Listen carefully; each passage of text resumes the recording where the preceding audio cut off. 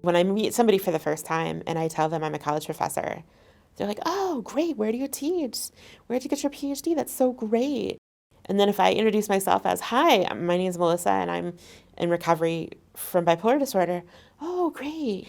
But when I try to tell people I am a college professor and I'm recovering from bipolar disorder, they cannot make that connection. To see both of those identities in one person, I've seen a lot of people struggle with it. It's pretty funny sometimes, actually.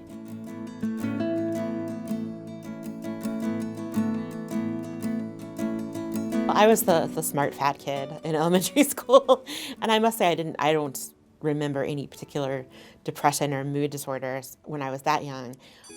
Things were pretty okay until about my sophomore year in high school, and then I had an episode of pretty severe depression and had some eating disorder symptoms, got really, really thin. My mom took me to our general practitioner. His response to her was, don't do anything. Don't take her to a specialist. Don't do anything. Because if it gets out that she has a psychiatric diagnosis, she won't be able to get into a good college. So you don't want to tell anybody. So that was, I guess that was probably our first real brush with stigma. I went to college and that was very difficult. And I think that kind of brought to the forefront all the difficulties that I was having. I was really, really struggling with depression, having a hard time just getting up in the morning, having a hard time relating with other people, wanting more and more to turn to alcohol as a way to deal with things. Sophomore year in college, February of my sophomore year in college, I attempted suicide by overdosing. I ended up in the hospital in an inpatient psychiatric unit. And it was probably not a really sophisticated diagnostic process. The way I remember it is that the psychiatrist asked me, do you have mood swings? And I said, well, yeah. And he goes, oh, we'll put you on lithium then. So it wasn't a really sophisticated diagnostic process. But the good thing about it, I guess, was that lithium ended up being a pretty good medication for a while. The reason it's called bipolar is because the person has extreme moods that can range from being extremely depressed, having no energy, sad. And then the other pole of the bipolar would be the mania, manic episodes where the person, feels really high, and people can sometimes spend money very impulsively or make other kinds of impulsive decisions because they feel like they're invincible. Did pretty well in school overall, got scholarships to go to graduate school, and then somewhere around the mid to late 90s, things really started to change, and I started to have a lot of problems with what would clinically be called ideas of reference, thinking that God was talking to me through the radio, thinking that God was telling me to kill myself or to kill other people, that kind of thing. That was terrifying. And then there's so many stereotypes about, people with mental illness committing acts of violence. I was really afraid that if I told people in my immediate environment, look, I'm having these thoughts, that I didn't know what would happen. I didn't want to find out.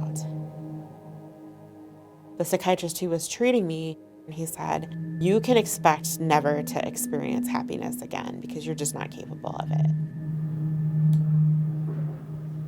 I think mental illness, because the symptoms are manifested in behaviors, it's really not exactly like diabetes or heart disease. You hear people say that. It is a little bit different. And so the way that we talk about it and the way that we deal with it has to be a little bit different. The one thing I would say, though, is that a person who has bipolar disorder has no more reason to feel ashamed of what they're going through than a person who has breast cancer. I have been fortunate in that I've had a wonderful relapse prevention therapy group that's been very, very helpful. I've done some individual counseling, have had really good, really consistent psychiatric care. Also got connected to the Depression and Bipolar Support Alliance, which is a self-help group. When you're experiencing symptoms of psychosis, there's such a feeling of shame and such isolation and so much fear. And so having that support group available to go and talk about things reduced my own internalized stigma.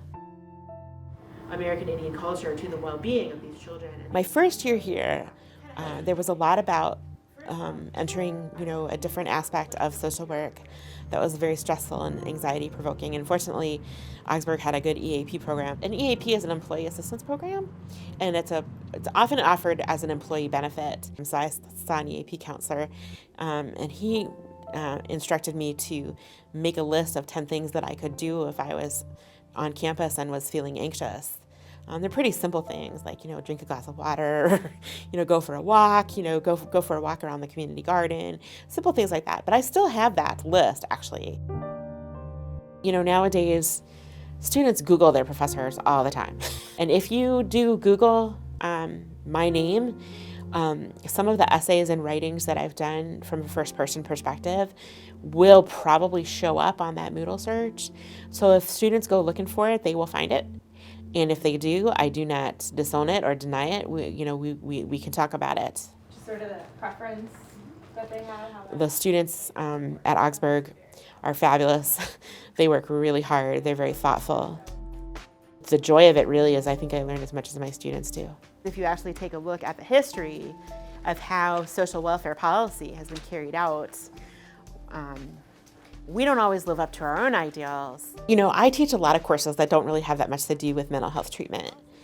But what I really, really try to instill in my students who are going to be going out into the world as practicing social workers is that whole bottom line of respect. Treating everyone you deal with in a way that's respectful. As we learn more and more about what helps people succeed in employment, my hope would be that a lot of folks who are using disability benefits would feel more comfortable and confident going into the workplace. Also, how can we make higher education more welcoming, more safe for students with psychiatric disabilities? He's like, it's all cool. Like I said, I read in a popular magazine close to 10 years ago that smiling is good for the health of your brain. So I decided I was going to smile at people, and that when I saw people walking down the street and they made eye contact with me, I was going to smile and say hello or, good morning or something. And that's so funny because that's a habit that I've carried on to this day. I don't know if it's changed my brain chemistry at all, but I know it makes me feel better.